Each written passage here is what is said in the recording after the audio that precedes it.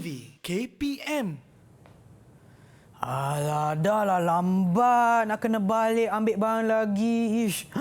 Kunci. Okey. Jumpa. Kunci kat sini. Ni nak kena buka lah. Tak boleh buka. Alamak, susahnya. Dah tak cukup masa ni. Kenapa macam ni? Ada karat kat dalam ni. Kenapa dia ada karat? Macam mana karat boleh terhasil? Masalah ni.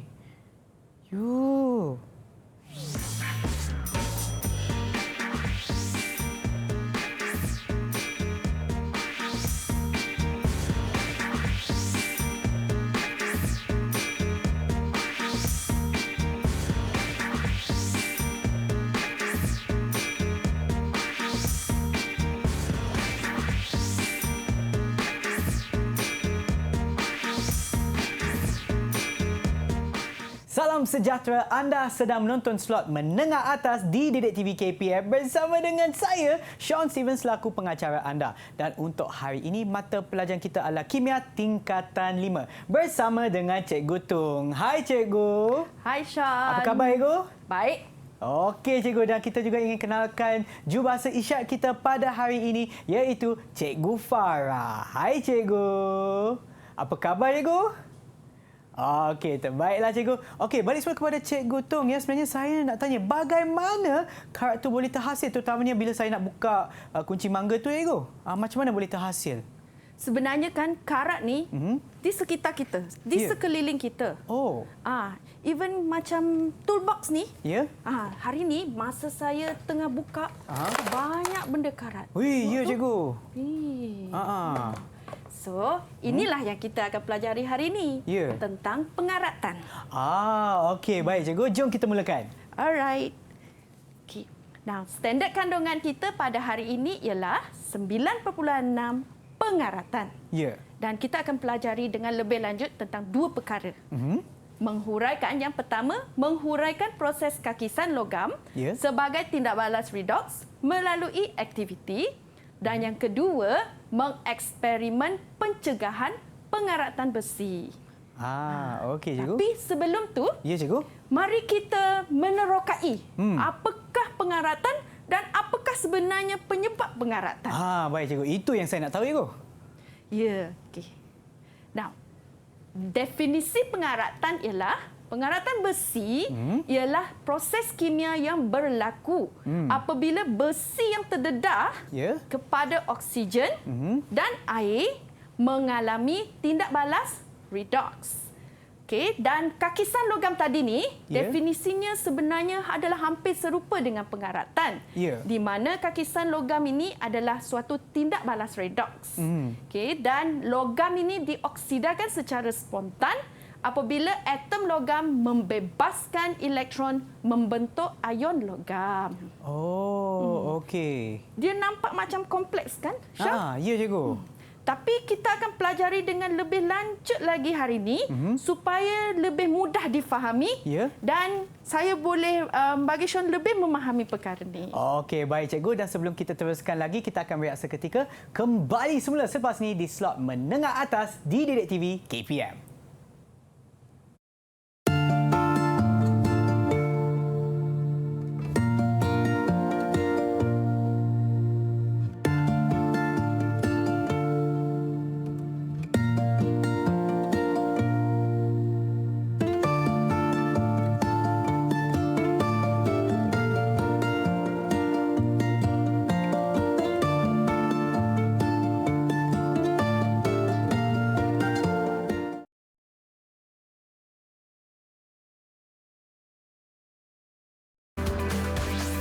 Didik TV KPM. Kembali semula menonton slot menengah atas di Didik TV KPM. Mata pelajaran kita pada hari ini adalah Kimia Tingkatan 5. Dekat dalam kotak ni memang nampak ada banyak barang yang berkarat ni. Ni paku-paku ni semua berkarat. Yang ni pula pipe ni macam berkarat juga. Banyak sangat benda yang berkarat di sini. Bagaimana pengaratan ni boleh berlaku, Cikgu? Okey, pengaratan ni sebenarnya walaupun dia satu proses, Ya. dia ada mekanismenya macam mana dia boleh terjadi. Oh, okey, baik cikgu. Itu ke yang kita akan belajar sekarang, cikgu? Ya. Okey, baik cikgu. Ya, silakan cikgu. Now, ini adalah mekanisme pengaratan secara keseluruhan yang kita boleh ringkaskan dalam bentuk satu rajah. Ya. Okey. Now, yang pertama sekali, sebelum kita dive in ataupun masuk ke dalam mekanisme pengaratan ni, Ya. kita kena ingat balik Leo de Germany. Yang ini ke cikgu? Ya. Ah. Kad yang di tepi Sean tu. Ya. Okey. Cuba Sean angkatkan, flip ke atas. Okey, setiap satu, ya, Kak? Setiap satu tu. Okey, untuk L ni adalah losers. Yes. Okey, untuk ini untuk E pula adalah elektron. Untuk O pula adalah oxidation. Ya. Saya pegang kat atas ni. Baru nampak Maksudnya apabila sesuatu benda tu kehilangan elektron ataupun menderma elektron, Ya. maka dia dikira sebagai suatu proses pengoksidaan. Oh, okey, baik. Lepas tu Mari kita tengok yang Jerman pula. Jerman pula. Okey, Ya. G untuk gains, E untuk electrons dan R pula adalah reduction, cikgu. Ya, maksudnya sekiranya sesuatu perkara tu Ya. menerima elektron, maka dia adalah proses penurunan. Okey cikgu, saya faham sekarang. Maknanya jadual ataupun yang ada di sini Leo di Germany untuk kita memahami sama ada kalau kita terima elektron adalah proses yang cikgu sebutkan tadilah ataupun terima ataupun mengeluarkan. Ya, betul tu. Okey. Sebab itulah mekanisme pengaratan ni sebenarnya adalah suatu tindak balas redox. Sebab dia melibatkan kedua-dua pengoksidaan dan juga penurunan yang berlaku pada masa yang sama. Okey cikgu. Okey. Now, sebelum tu, syarat utama untuk pengaratan berlaku sebenarnya ialah yang pertama kena ada air. Ya. Dan yang kedua ialah gas oksigen. So kedua-dua ni akan membantu dalam proses pengaratan. Okey. Okey. Dan apabila air berada pada permukaan besi, dia akan membentuk dua terminal. Okey. Now, dari rajah ni, cuba Sean baca yang terminal positif terlebih dahulu. Okey cikgu. Daripada gambar rajah yang cikgu tunjukkan ni, terminal positif katod ada oksigen dengan ada 2 molekul air Ya. dan 4 elektron. Ya. Dan menjadi ataupun bertukar menjadi 4 hidroksida ke cikgu? Ya, very good. Okey. Now, dan ini adalah di terminal positif ini merupakan proses apa kalau kita pindahkan kepada kad Leo de Germany di depan Sean tadi tu. Okey, maknanya daripada apa yang saya nampak yang formula yang ada kat sini cikgu, elektron dia adalah pada sebelah kiri anak panah. Ya, betul. Maknanya dekat untuk jadual ataupun untuk formula yang kita ada di sini, Leo di German, ni ada anak panah kan cikgu? Ya. Maknanya kalau dia sebelah kiri, E sebelah kiri, maknanya kita dia akan buka pada G. Kita akan buka pada G. Pada G. G ke cikgu? Ya, betul tu. Dekat sini untuk terminal positif. Ya. Kita buka dekat sini, G. Ya. Okey, saya buka. Okey, dekat sini gains electrons and then R pula adalah reduction. Sebab itulah dia adalah proses penurunan di sebelah terminal positif. Okey. Sekarang saya faham, cikgu. Ya. Okey. Dan untuk yang ni saya dapat markah, cikgu? Of course. Sebab cuba dengan sedaya upaya dan betul jawapannya. Terima kasih, cikgu. Of course dapat 5 star. Wow. Terima kasih. Okay. Macam mana dengan terminal negatif pula? Kalau kita buka di Leo. Okey, baik. Cuba Sean buka dekat Leo. Ya. Saya buka. So dia jadi loses elektron. Lepas tu dekat sini pula adanya oxidation. Maknanya disebabkan ia hilang elektron, ia menghasilkan ataupun berlakunya pengoksidaan. Betul. Okey cikgu. So bahagian ni kita dah tahu, kenali apa itu anode, apa itu kathod, Ya. dan apa yang berlaku di kedua-dua terminal ini. Jadi sekarang kita akan belajar dengan lebih mendalam lagi. Okey cikgu. Okey. Dan di langkah pertama, kita akan perasan bahawa pengoksidaan yang berlaku di anode tadi menghasilkan setengah persamaan ini, di mana ferrum ataupun besi menghilangkan elektronnya ataupun menderma elektronnya untuk membentuk ion ferrum 2. Okey. Dan ini pergi ke langkah kedua pula, di mana elektron itu tadi akan mengalih melalui besi ke hujung titisan air, di mana kepekatan oksigen di situ adalah lebih tinggi dan menyebabkan permukaan besi di bahagian ni tadi menjadi kathod apabila penurunan berlaku. Ya. Alright. Now, sekarang kalau kita pergi ke langkah 3 pula. Cuba Sean baca apa yang terjadi di langkah ketiga pula. Okey cikgu. Oksigen ataupun O2 yang larut di dalam air menerima elektron dan mengalami penurunan untuk membentuk ion hidroksida ataupun OH negatif.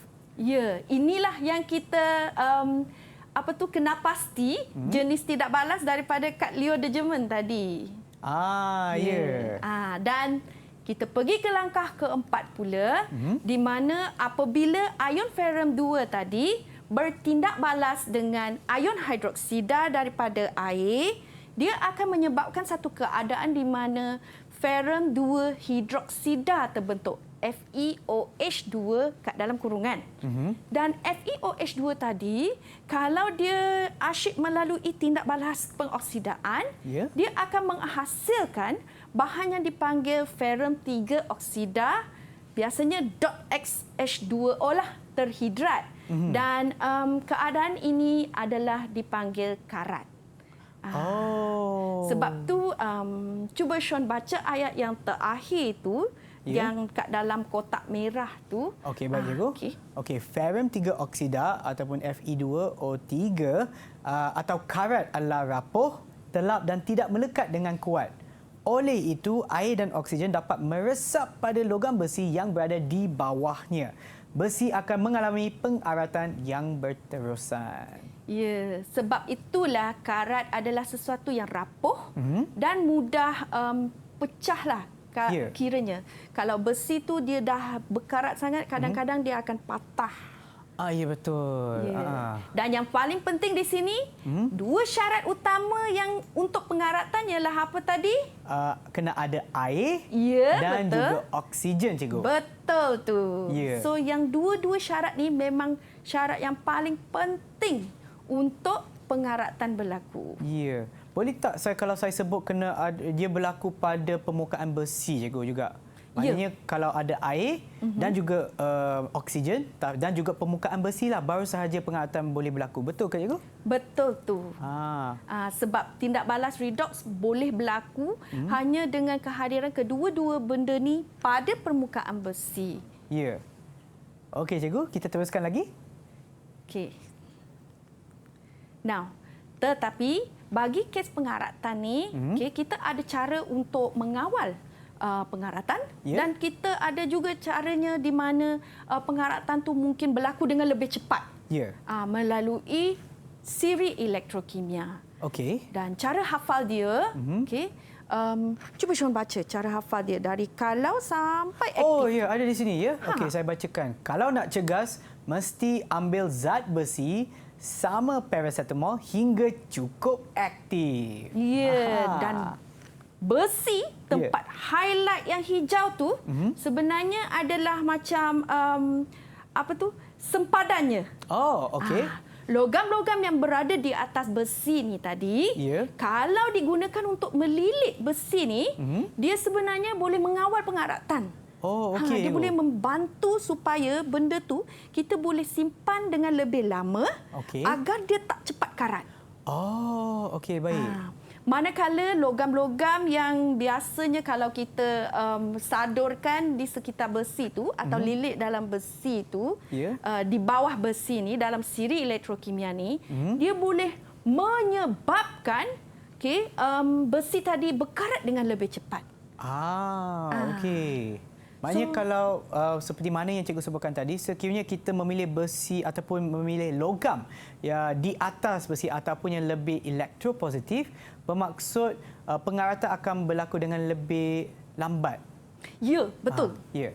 Yes. Okey. Dan memang apa-apa logam yang kurang elektropositif, kalau dicampurkan dengan besi, dia akan menyebabkan pengaratan tu berlaku dengan lebih cepat. Okey.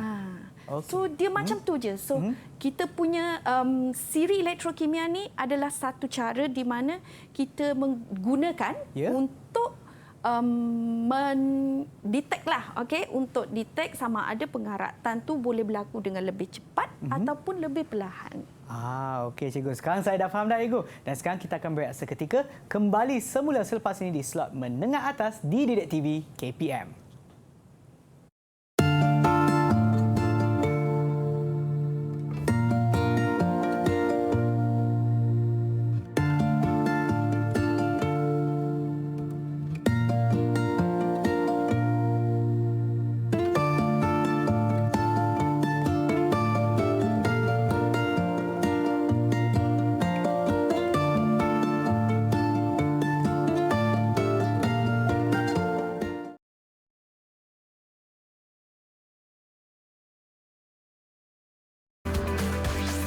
Didik TV KPM.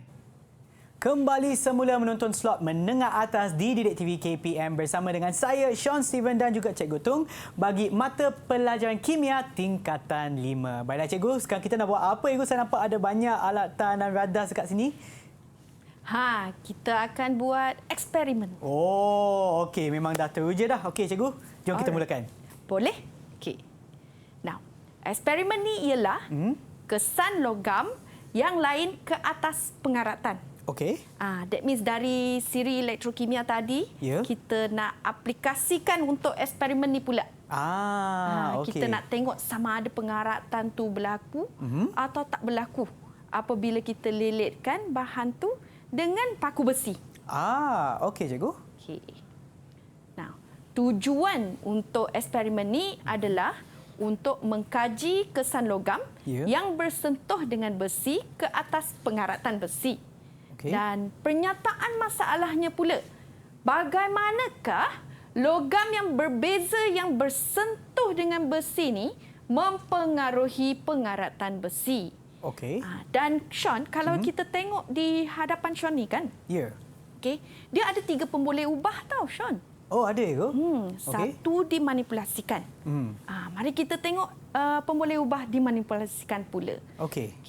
Logam yang berbeza dililit pada paku besi. Itulah pemboleh ubah dimanipulasikan dalam kes ni. Okey cikgu. Manakala pemboleh ubah bergerak balas pula, cuba Sean tengok. Pemboleh ubah yang bergerak balas adalah pengaratan besi cikgu. Ya, inilah yang kita belajar tajuk hari ini. Pengaratan besi. Okey. Manakala untuk pemboleh ubah dimalarkan banyak di sini. Cuma inilah yang saya senaraikanlah.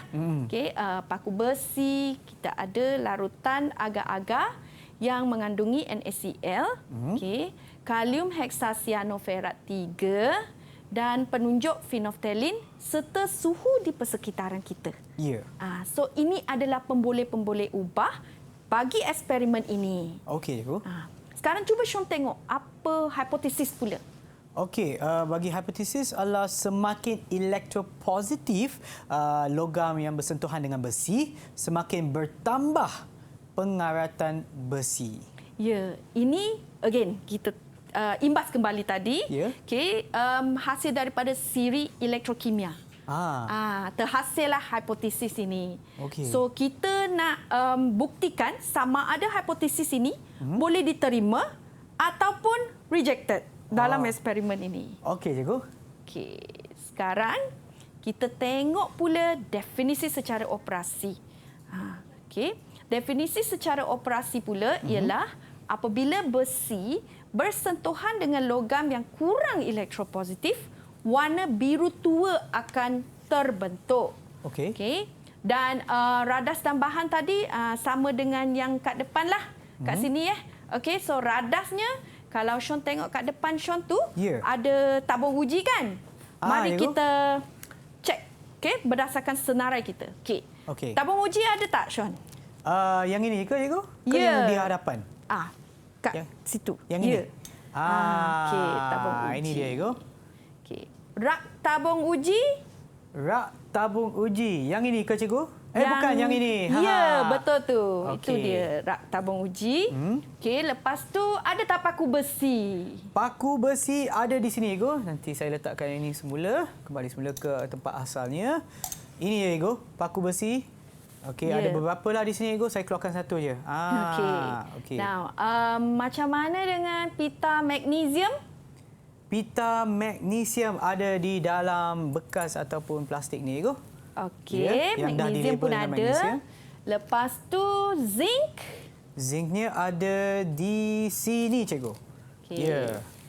Stannum, Stannum di sini cuprum.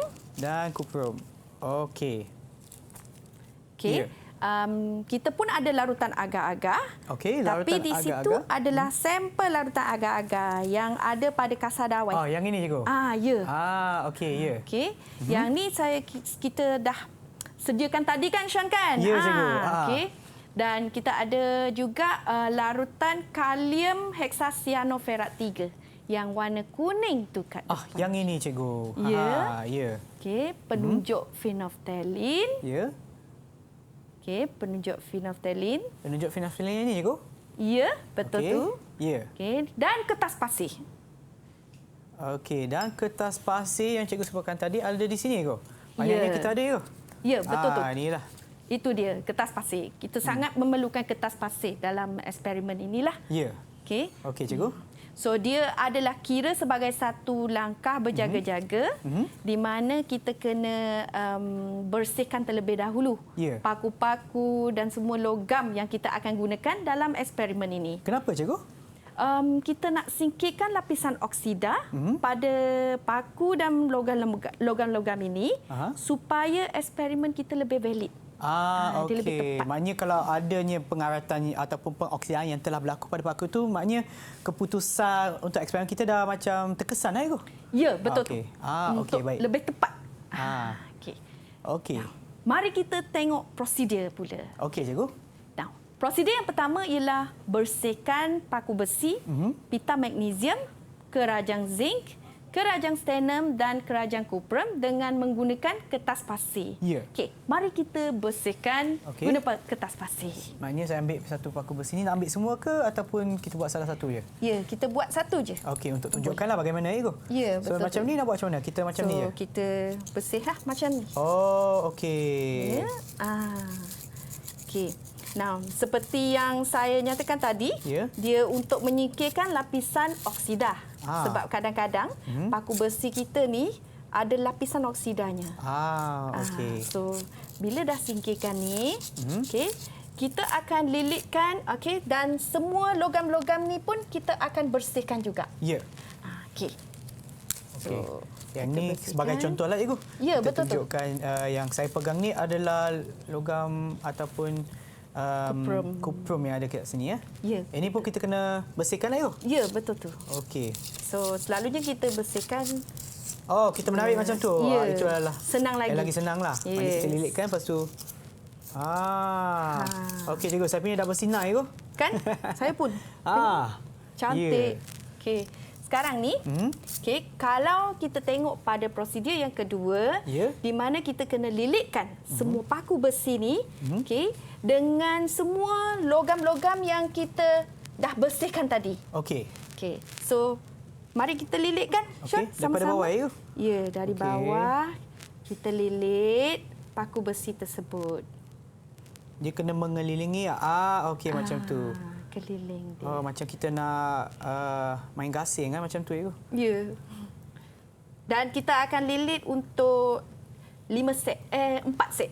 Okey? Yang set 1 tu yang tabung UGP sebenarnya cuma mengandungi paku besi sahaja. Okey. Itu bagaikan yang kawalan ke, Cikgu? Betul. Okey. Ya, kita memang memerlukan satu eksperimen kawalan sebagai rujukan utama kita. Okey. Okey. So, boleh Sean ambilkan tabung uji, 5 tabung uji. Baik. Letak kat dalam rak. Okey. 1, 2, 3, 4, 5. Saya bagi jarak sikit, Ego. Okey. Okey. So, kalau kita tengok pada jadual, tabung uji P adalah paku besi sahaja. Okey. So, kita cuma letakkan paku besi ke dalam. Macam tu je. Okey. Okey. Ya. Lepas tu untuk tabung uji Q adalah paku besi dengan lilitan magnesium. Okey. Okey, lilitan magnesium dan sebenarnya pastikan lilitan ni dia penuh. Kalau tak, karat akan berlaku kat sini nanti. Oh, okey. Maknanya dia kena mengelilingi keseluruhan paku tersebut, Ego. Ya, betul tu. Okey, ya. Okey. So, itu untuk Q. Okey. Tabung uji R pula, dia melibatkan sternum. Sternum. Okey, saya tengah ambil okey. kat sini, Ego. Ya.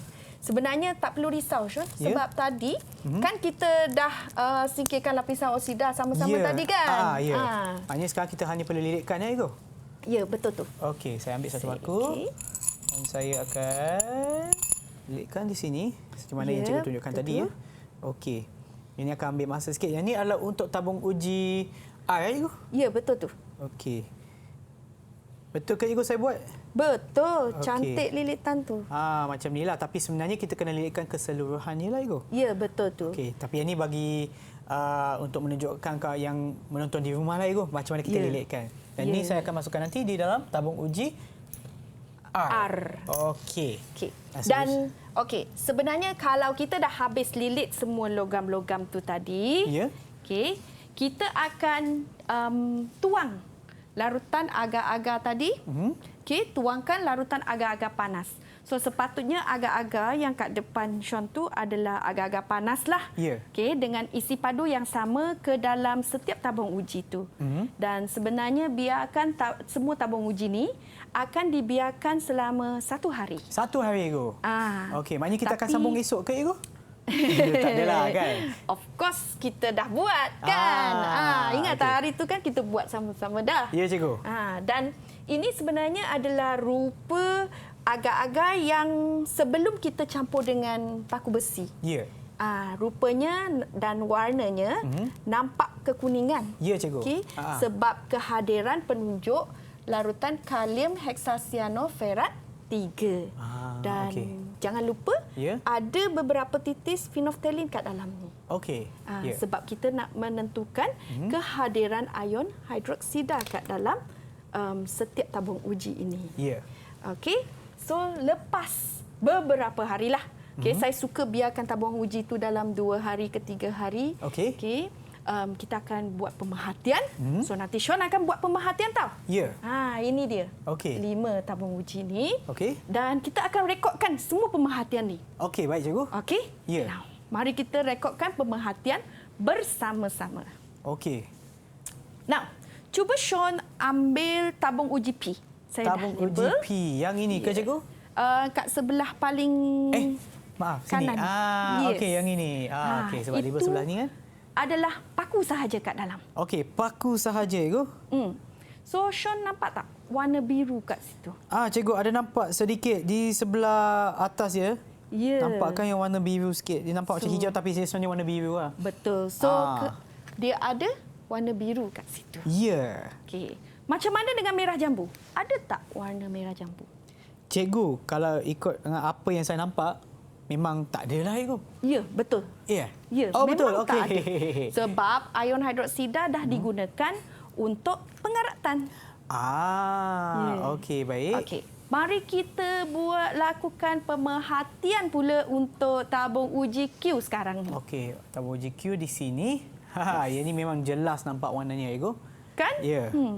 So, ada warna biru tak kat situ? Okey, warna biru. Okey, saya tunjukkan kepada murid-murid yang menonton di rumah juga. Ada tak warna biru? Sememangnya tiada, cikgu. Ya. Macam mana dengan merah jambu? Cikgu, yang ni sangat ketara nampaknya, cikgu. Memangnya warna merah jambu. Dari jauh memang saya dah nampak dah, cikgu. Saya suka pink tu. Cantik. Okey. Mari kita tengok tabung uji R pula. Untuk tabung uji R, yang ni pula ada nampak sebab dia ada sedikit kekuningan daripada cecair yang kita letakkan di dalam, cikgu. Betul. Dan memang nampaklah kalau Ada anda nampak di warna sini ada nampak macam warna biru tu kan? biru sikit kan. Dia nampak betul macam tu. hijau sebab biru dengan kuning tu jadi hijau. Ya, Tapi betul dia tu. sememangnya seperti kalau nampak betul-betul tu, kalau kita lihat betul-betul memang adalah sedikit kebiruan di sana, cikgu. Ya, betul. Ya. So dia memang ada warna biru. Tapi warna pink, merah jambu ada tak? Tiada, cikgu. Tiada. Okey, betul tu. Sebab tu kalau kita nak tengok inference ni, sebenarnya dengan kehadiran stenum, Ya. pengaratan berlaku. Oh, okey. Ya. Itulah inference kat sini. Okey. Now, ada lagi tau. Jangan lupa, ada 2 tabung uji lagi. Okey, kita tengok S pula. Untuk S, cikgu, yang ini ya. Untuk S, yang ni memang nampak Tak ada biru kan? tak ada, cikgu. Saya tengok dari sini pun tak ada biru. Okey, tiada, cikgu, tiada. Ya. Merah jambu? Merah jambu ada, cikgu. Kan? Sangat nampak. Ya, sangat nampak. ketara, ya. Maksudnya pengaratan tidak berlaku. Sebab sebenarnya kalau kalium heksasianoferat 3 tadi sudah bertukar menjadi biru, maksudnya pengaratan berlaku. Ya. Ya. Okey. Sekarang kita tengok tabung uji T pula. Tabung uji T, yang ni yang terakhir, cikgu. Ya, betul. Okey. Okey. Ada biru tu sikit kan? Ada, cikgu. Kalau kita lihat dekat sini, dia ada macam sedikit warna biru, cikgu. Ya, betul tu. So, dia memang akan berlaku pengaratan di situ. Okey. Okey, sebab sebenarnya kuprum ni, dia mempercepatkan lagi proses pengaratan. Okey. Dan disebabkan pengaratan berlaku, memang warna merah jambu saya rasa tak nampak. Tak ada, cikgu. Tu kan? Ya, tak nampak langsung. Maka inference-nya di sini adalah pengaratan berlaku. Ya. So sebenarnya daripada eksperimen ni, kita boleh nyatakan bahawa kalau larutan penunjuk kalium heksasianoferat 3 tadi telah bertukar menjadi biru, maka pengaratan berlaku. Ya. Okey, dan sekiranya tiada pengaratan berlaku, maka tiada warna biru lah. Tetapi warna merah jambu yang ada. Disebabkan masih terhadirnya ion hidroksida ini. Okey, cikgu. Ya. Now, so agak-agaknya apa kesimpulannya, Sean? Okey, cikgu. Bagi pendapat saya, logam yang lebih elektropositif melambatkan pengaratan, manakala logam yang kurang elektropositif mempercepatkan pengaratan. Ya, sebab tu yang ini dia balik kepada siri elektrokimia tadi. Ya. Sebagai rujukan utama untuk kita mengenal pasti bagaimana logam ini boleh memainkan peranan dalam proses pengaratan. Ya. Ya. Okey, tapi apa yang kita dah belajar untuk segmen ni, cikgu? Apabila kita dah jalankan eksperimen ni? Okey, bila kita menjalankan eksperimen ni, sebenarnya kita nak menggunakan siri elektrokimia ni untuk mengenal pasti logam-logam apa yang sebenarnya mempercepatkan pengaratan dan logam-logam apa yang sebenarnya melambatkan pengaratan. Dan biasanya sekiranya pengaratan tak berlaku, ion hidroksida. Maksudnya ion hidroksida tu yang asalnya dari air tadi, masih ada terperangkap kat situ. Sebab itu warna dia warna merah jambu. Tapi kalau dia dalam keadaan di mana dia warna biru, maksudnya ion ferrum 2 tadi, ion ferrum 2 hadir kat dalam larutan ni. Ya, yang bermaksud pengaratan telah pun berlaku lah, cikgu. Ya, betul tu.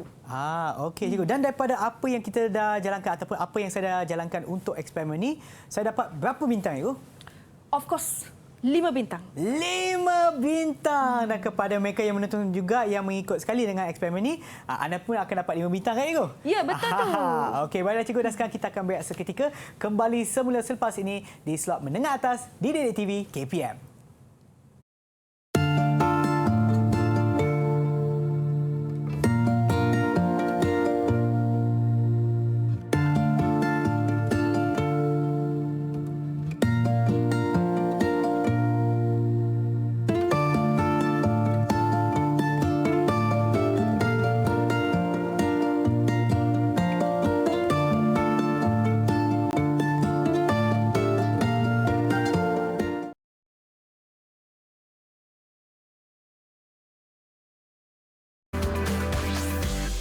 TV KPM. Kotornya studio. Siapa yang tak sapu ni? Tapi dah bertahun dah saya pegang penyapu ni. Dah ada penyapu ni. Dibuat daripada besi kan? Tapi kenapa dia tak berkarat pun? Kenapa ya, Cikgu? Batang besi ni tak berkarat langsung, Cikgu? Sebenarnya kita ada cara-cara untuk mengawal pengaratan berlaku. Oh, ada. Ya. Tapi sebelum tu kan, Sean, sebenarnya kalau kita melakukan suatu eksperimen, memang kita akan come up dengan satu hipotesis. Ya, Cikgu. Dan kadang-kadang berdasarkan pemerhatian yang kita buat daripada eksperimen tu, kita boleh terima hipotesis ataupun kita boleh tidak menerima hipotesis itulah. So, okey, Cikgu. sebab itulah kita buat eksperimen. Okey, baik, Cikgu. Alright. Now, tapi sekarang ni yang penting ialah kita nak tahu macam mana kita nak mengawal pengaratan berlaku. Ya, Cikgu. Macam mana tu? Okey. Kalau nak tahu, ada banyak cara sebenarnya. Oh. Tapi hari ini cikgu ajar 3 cara. Okey. Saya rasa 3 cara ni dah sangat mencukupi untuk kita mengawal pengaratan dalam kehidupan seharian kita ni. Salah satu daripadanya ialah cara pertama, penggunaan permukaan perlindungan. Dan kaedah ni biasanya dia menghalang besi daripada bersentuhan dengan air dan oksigen. Oh, okey. Tapi macam mana? Macam mana kita nak memastikan permukaan tu dilindung? Salah satu daripadanya ialah dengan menggunakan logam lain melalui proses penggalvanian, penyaduran timah dan penyaduran kromium.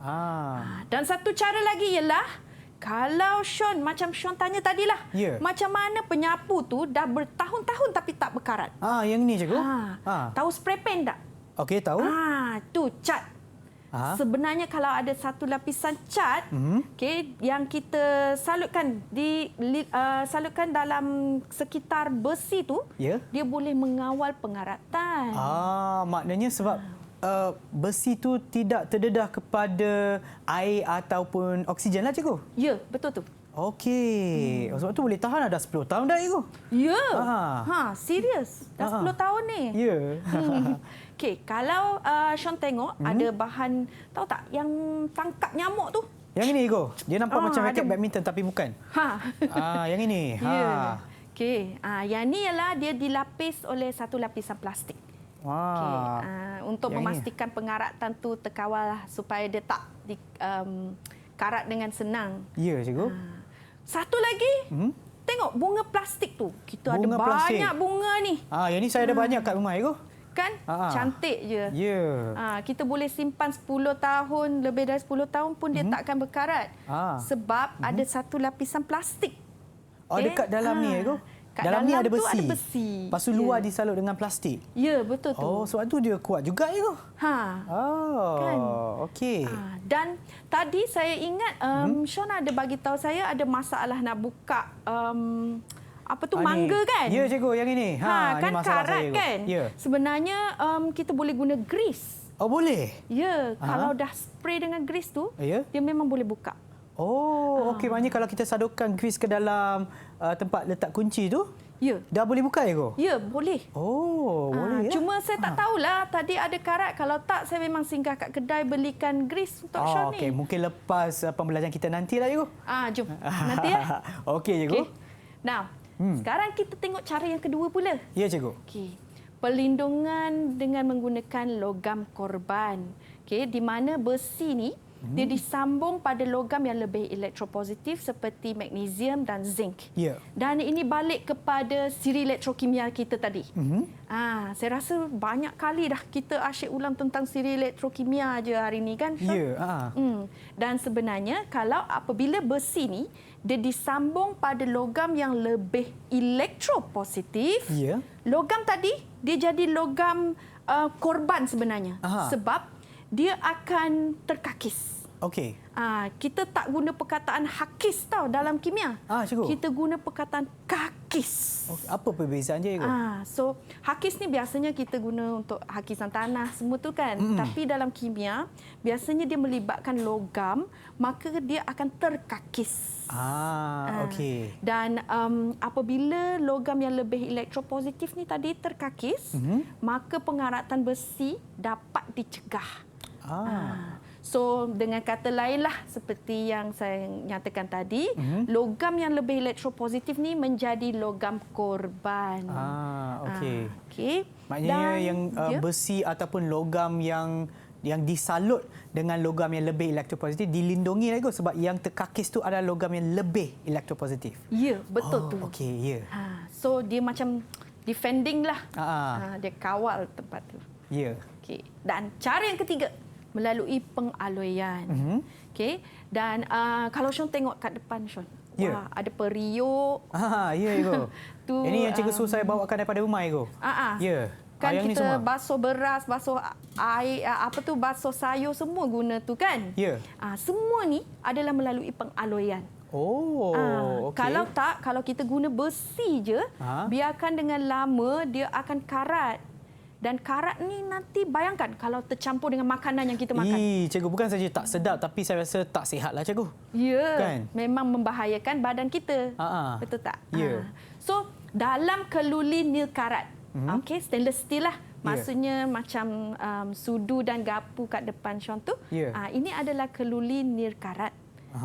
Besi ni sebenarnya dialoikan dengan karbon, kromium dan nikel. Okey. Dan kromium dan nikel ni membentuk satu lapisan perlindungan oksida yang tahan kakisan serta membentuk lapisan yang berkilat. Sebab tu kalau kita tengok semua tu berkilat. Ya, betul, Ibu. Dan lapisan oksida ni yang terbentuk dia melindungi besi daripada terdedah kepada air dan oksigen. Sebab itulah kepentingannya pengaloyan dalam mengawal pengaratan. Itulah sebabnya kita kena tahulah apa logam yang boleh digunakan untuk mengawal pengaratan seperti yang cikgu sebutkan tadi, kan, Cikgu? Ya, betul tu. Okey, Cikgu. Baiklah, sebelum kita mengakhiri pembelajaran kita, boleh tak Cikgu berikan sedikit rumusan kepada apa yang kita dah belajar untuk hari ini, Cikgu? Okey. So sebenarnya apa yang kita belajar secara keseluruhan pada hari ini adalah tentang pengaratan. Dan pengaratan ni berlaku dengan dua syarat. Ya. Apa tu lagi, Sean? Kena ada kehadiran air dan oksigen. Ya, dua ni paling penting dalam proses pengaratan. Dan semua tu juga terbukti daripada eksperimen yang kita lakukan. So, dengan adanya dua syarat tadi, barulah pengaratan boleh berlaku.